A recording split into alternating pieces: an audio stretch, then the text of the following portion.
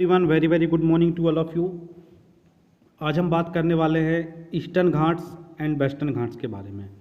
तो ईस्टर्न घाट्स और वेस्टर्न घाट क्या हैं? तो जैसा कि आप इंडिया के मैप में देखेंगे तो यहाँ पे ये दो जो कंटिन्यूस माउंटेन रेंज हैं इन्हीं को हम बोलते हैं eastern Ghats and western Ghats, है ना।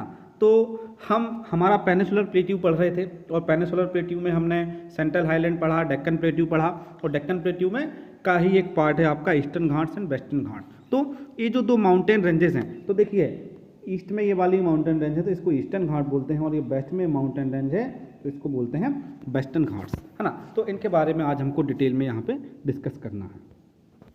देखिए यहाँ पे क्या लिखा हुआ है, बुक के अकॉर्डिंग ही चलेंगे हम। The western Ghat and the eastern Ghats mark the western and eastern edges of the Deccan plateau respectively.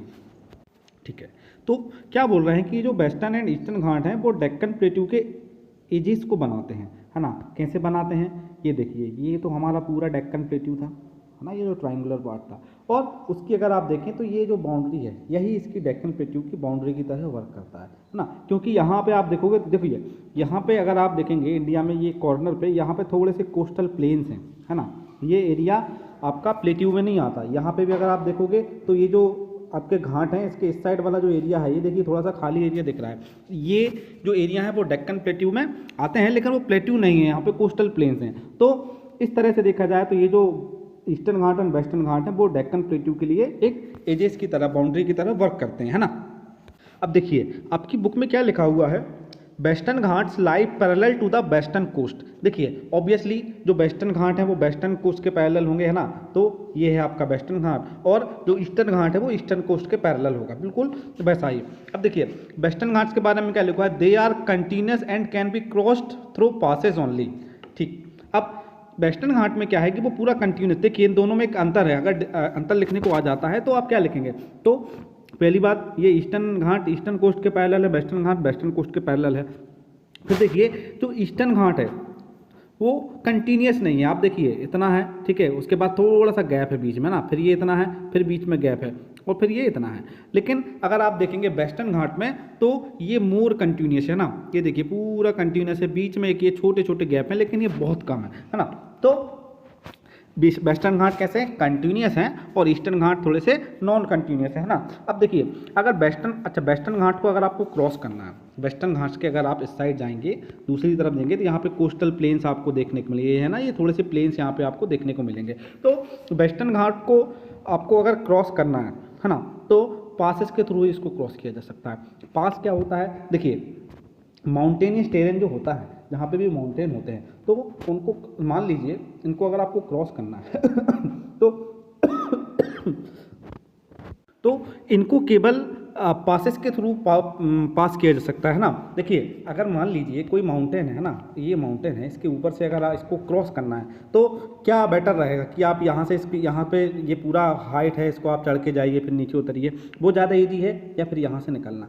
तो इस टाइप का जो पर्टिकुलर एरिया होता है माउंटेन्स में, माउंटेन्स के बीच में, तो उनको बोलते हैं पासेस, है ना। तो किसी भी माउंटेन को अगर क्रॉस करना है तो जो पास जो होते हैं वो आपको एक बेटर रास्ता, एक इजी वे आपको प्रोवाइड करते हैं, तो वहाँ से आप आसानी से माउंटेन को क्रॉस कर सकते हैं। तो जो वेस्टर्न घाट है ना, तो वेस्टर्न घाट को डायरेक्टली क्रॉस नहीं करते हैं, कहाँ से क्रॉस करते हैं, जो बीच में पास बने हुए हैं ना उनके थ्रू इनको क्रॉस किया जाता है। अब देखिए यहाँ पर उन्होंने बोला है बुक में, लोकेट द थाल, भोर and Pal Ghats in the physical map of India. ठीक है, कौन कौन सा, थाल घाट, भोर घाट एंड पाल घाट, है ना, इनको आपको वेस्टर्न घाट पे शो करना है। ठीक है, देखते हैं।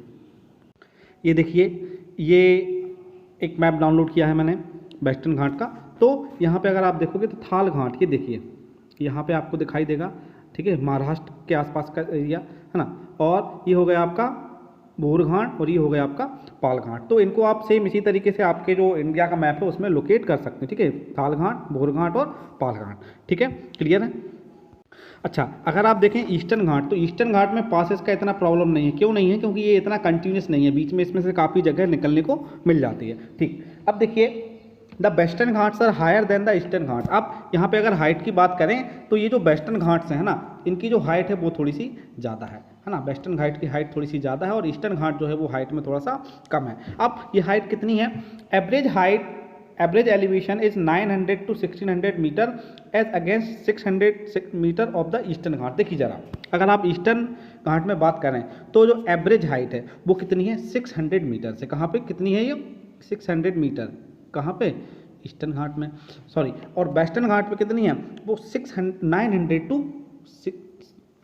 900 टू कितना है, 1600 मीटर। देखिए काफ़ी फर्क है। तो इसका मतलब है कि जो वेस्टर्न घाट है वो काफ़ी ऊंचे हैं ईस्टर्न घाट के कंपैरिजन में। एवरेज हाइट यहाँ पे मैंने आपको बताई है, तो एक पॉइंट ऑफ ये लिख सकते हैं। ठीक, उसके बाद देखिए नेक्स्ट पॉइंट क्या है। तो आई होप आप बुक अपने सामने रख के इसको देखेंगे। तो अब देखिए ईस्टर्न घाट का जो स्ट्रेच है वो कहाँ है ना, मैं फिर से मार्क कर लेता हूँ। ये जो ईस्टर्न घाट है, तो ये जो महानदी वैली है ना, ये देखिए आपको महानदी दिख रही है, तो महानदी की जो वैली है वहाँ से ये शुरू होती है ना। ठीक, तो ईस्टर्न घाट कहाँ शुरू होता है, महानदी वैली से शुरू होता है टू द निग्रिस इन साउथ। तो यहाँ पे अगर आप देखोगे, ये यहाँ पे आपको निग्रिस हिल्स देखने को मिलेंगी। ठीक है, तो महानदी से शुरू होता है और निग्रिस पे ये खत्म होती है। ठीक, तो ये इसका अगर आप देखें नॉर्थ टू साउथ एक्सटेंट, यहाँ से इसकी दो बाउंड्रीज आपको देखने को मिल जाएंगी।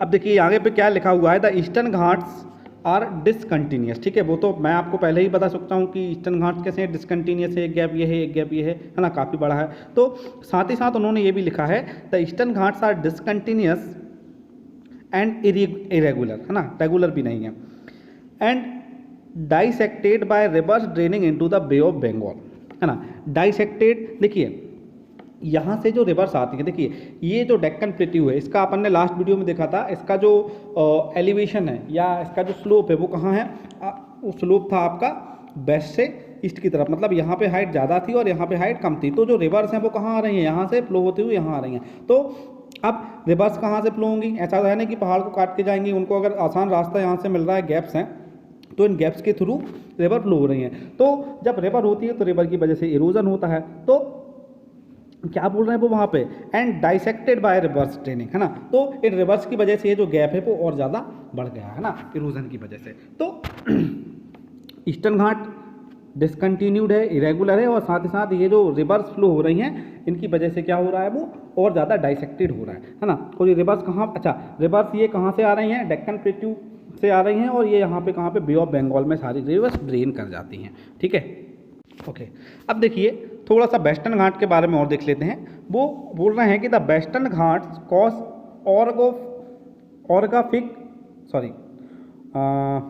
ऑर्गोग्राफिक रेन बाय फेसिंग द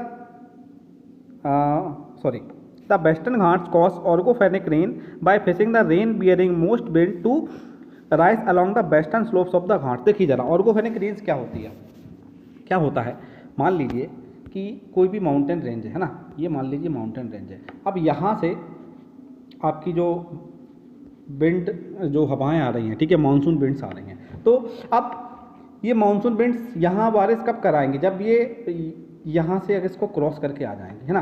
तो क्या होता है, एक माउंटेन है ना, अब यहाँ से विंड्स आ रही हैं, है ना। तो ये विंड्स क्या होती है कि यहाँ जब टकराती हैं तो इसको क्रॉस करने में दिक्कत होती है। तो इस पर्टिकुलर एरिया में, इसके इस साइड, इस माउंटेन के इस पर्टिकुलर रीजन में बहुत ज़्यादा हैवी रेनफॉल होता है। तो इस टाइप का जो रेनफॉल होता है कि किसी भी माउंटेन की वजह से जो माउंटेन विंड्स हैं वो दूसरी साइड नहीं जा पाती हैं और यहाँ टकरा के वो इस पर्टिकुलर एरिया में बहुत ज़्यादा हैवी रेनफॉल करती हैं। तो इस टाइप के जो रेन को हम बोलते हैं ऑर्गोग्राफिक रेनफॉल। तो यहाँ पे ऐसा क्यों हो रहा है, तो देखिए ये आपका पूरा है वेस्टर्न घाट। अब ये जो मानसून विंड्स आती हैं ना, वो यहाँ टकराती हैं और ये जो पर्टिकुलर ये जो कोस्टल प्लेन्स है ना, इन एरियाज़ में बहुत ज़्यादा बारिश करती हैं, है ना। समझ गए होंगे आप। आगे वो लिखते हैं, the western Ghats are known by different names in different areas. देखिए जो वेस्टर्न घाट्स हैं वो अलग अलग एरियाज़ में अलग अलग नेम से जाना जाता है। अब वो अलग अलग नेम्स क्या हैं, तो देखिए जैसे कि बात करें अगर महाराष्ट्र में, तो महाराष्ट्र में उसको बोलते हैं सह्याद्री, है ना। और अगर बात करें केरला में, तो केरला में इसी वेस्टर्न घाट को बोलते हैं सहाया पर्वतम, है ना। और अगर बात करें तमिलनाडु में तो इसको बोलते हैं नीलगिरी। तो सेम वेस्टर्न घाट से लेकिन अलग अलग पर्टिकुलर रीजन में उसको अलग अलग नाम से पुकारा जा रहा है।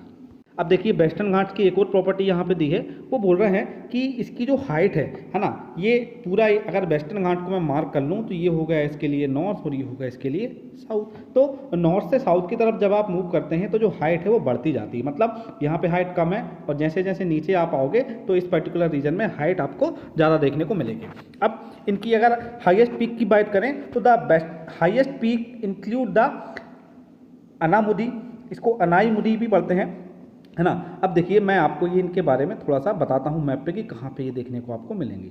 तो जो हाईएस्ट पीक है वेस्टर्न घाट्स की वो क्या है, अनाईमुदी। ये देखिए यहाँ पे आपको देखने को मिल जाएगी। इसकी हाइट कितनी है 2695 मीटर।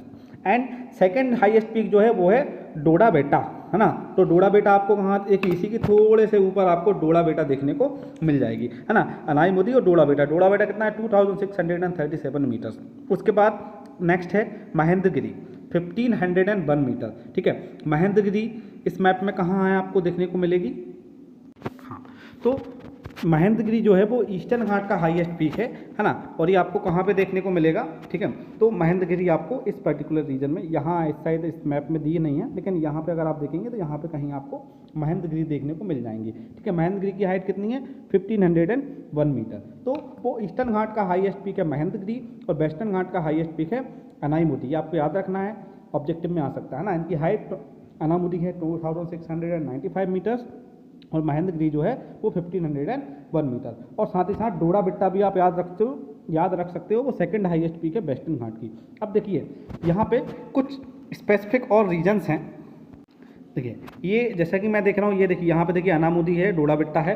तो इन पर्टिकुलर रीजन में भी अगर आपने सुना हो तो मुनार सुना है। मुनार एक फेमस जगह है केरला में, वहाँ पे आपको चाय के बागान देखने को मिल जाएंगे। बहुत ज़्यादा टूरिस्ट प्लेस है वो, वहाँ पे बहुत लोग घूमने जाते हैं, बहुत खूबसूरत है। यहाँ केरला में आपको मुनार देखने को मिल जाएगा। साथ ही साथ अगर आपने सुना हो ऊटी, है ना, तो ऊटी भी आपको पर्टिकुलर इसी रीजन में आपको यहाँ पे देखने को मिल जाएगा, ये हिल्स के आसपास वाले एरियाज़ में, ठीक। अच्छा एक चीज़ और है, एक नाम अगर आप सुनते हो तो कार्डामम हिल्स हैं, है ना। तो कार्डामम यानी क्या होता है, इलायची। तो देखिए ये पर्टिकुलर रीजन और यहाँ भी ये वाला रीजन, है ना। तो यहाँ जो पहाड़ियाँ हैं, है ना, ये इसके जो मीटिंग पॉइंट पे जो पहाड़ियाँ हैं, यहाँ कुछ हिल्स हैं जिनको बोलते हैं कार्डामम हिल्स, ठीक है। वहाँ पे इलायची की खेती की जाती है, इसलिए उनको स्पेसिफिकली उसी नाम से जाना जाता है, कार्डामम हिल्स के नाम से। यहाँ पे कुछ और हिल्स को लोकेट करने का वो बोल रहे हैं, तो क्या कह रहे हैं,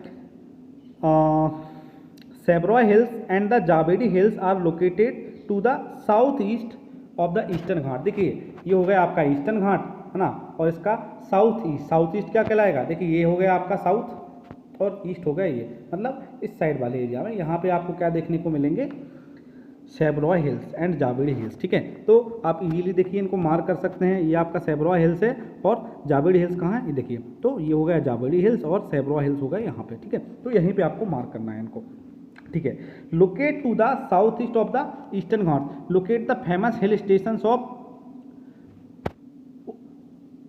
Udhagamandalam popularly known as Ooty and Kodaikanal, ठीक है। ऊटी कहाँ पे आपको देखने को मिलेगा, तो आपको अपना मैप देखना है और वहाँ पे आपको ऊटी को लोकेट करना है। तो ऊटी को आप लोकेट कहाँ पे करेंगे, देखिए ऊटी आपको इस पर्टिकुलर रीजन में यहाँ पे देखने को मिल जाएगी, ठीक है। ये जो पर्टिकुलर रीजन है यहाँ कहीं आपको ऊटी देखने को मिल जाएगी। ये आपका तमिलनाडु में आता है ना, ठीक है। यहाँ पे भी ध्यान दीजिए, ये थोड़ा सा केरला है और बाकी का जो पर्टिकुलर ये जो एरिया है ये पूरा क्या है, तमिलनाडु है ना। तो ऊटी आपको यहाँ पे तमिलनाडु में यहाँ पे लोकेट करना, ठीक है। इसी के साथ देखिए एक और छोटा सा टॉपिक है, हमारा ईस्टर्न वेस्टर्न घाट्स कंप्लीट हो गया।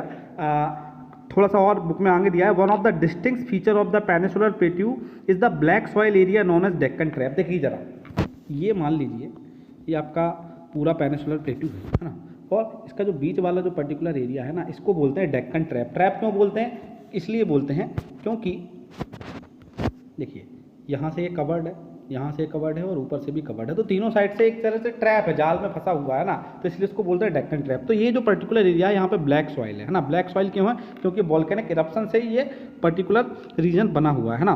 This is volcanic origin hence the rocks are igneous. अच्छा कैसे रॉक्स हैं यहाँ पे, इग्नियस रॉक्स हैं। आपको बताया भी था इग्नियस रॉक्स कैसे बनते हैं, जो वोल्केनो से लावा निकलता है वो जब ठंडा होता है तो उससे जो रॉक बनता है वो इग्नियस रॉक्स कहलाता है, और उससे जो सॉइल बनती है ब्लैक सॉइल होती है। These rocks have denuded over time and are responsible for the formation of black soil. और उसी इग्नियस रॉक के डेनोडेशन, या डेनोडेशन का क्या मतलब होता है, चेंज होना, धीरे धीरे ब्रेक डाउन होना, तो उसी से बना है आपकी black soil. The Aravalli hills lie on the western and north western margins of the peninsular plateau. देखिए ये है आपकी अरावली हिल्स, ये पेनिसुलर प्लेटू का पूरा, अब देखिए डेक्कन ट्रैप नहीं बोला, पूरा जो पेनिसुलर प्लेटू है उसमें इतना बड़ा एरिया इंक्लूड हो जाता है। तो अरावली हिल्स क्या बनाती हैं, इसकी बाउंड्री बनाती हैं। कौन सी बाउंड्री बनाती हैं, नॉर्थ वेस्टर्न बाउंड्री, वो उसकी बनाती हैं। ठीक, these are highly eroded hills and are found as broken hills, they extend from Gujarat to Delhi in south west north. देखिए जरा, ये जो अरावली हिल्स हैं, है ना, ये वर्ल्ड की मोस्ट ओल्डेस्ट माउंटेन रेंजेस में से एक है ना। तो इस वजह से क्या है कि ये जो माउंटेन रेंज हैं वो बन के अपने हाईएस्ट पॉइंट तक पहुंच चुके हैं, और अब वो उनका इतना ज़्यादा इरोजन हो गया है कि वो ऐसा लगता है उनको देखने भी कि टूटी फूटी हुई हिल्स हैं, है ना, बहुत पुरानी है। तो वर्ल्ड की सबसे ओल्डेस्ट माउंटेन रेंजेस की बात करें तो अरावली हिल्स का उसमें नाम आता है। और न्यूएस्ट की बात करें तो हमारा हिमालय जो है वो यंगेस्ट माउंटेन रेंज है पूरी दुनिया में। ठीक है, तो यहाँ से हमारा ये पेनिसुलर प्लेटू वाला टॉपिक खत्म होता है। नेक्स्ट वीडियो में हम डिस्कस करेंगे द इंडियन डेजर्ट के बारे में एंड कोस्टल प्लेन्स के बारे में, और इस चैप्टर को फिर हम फिनिश करेंगे। उसके बाद द इंडियन आइलैंड, तो थोड़ा सा टाइम यहाँ पे ज़्यादा लग गया, लेकिन हम उसको कवर कर लेंगे। Okay, thanks for watching.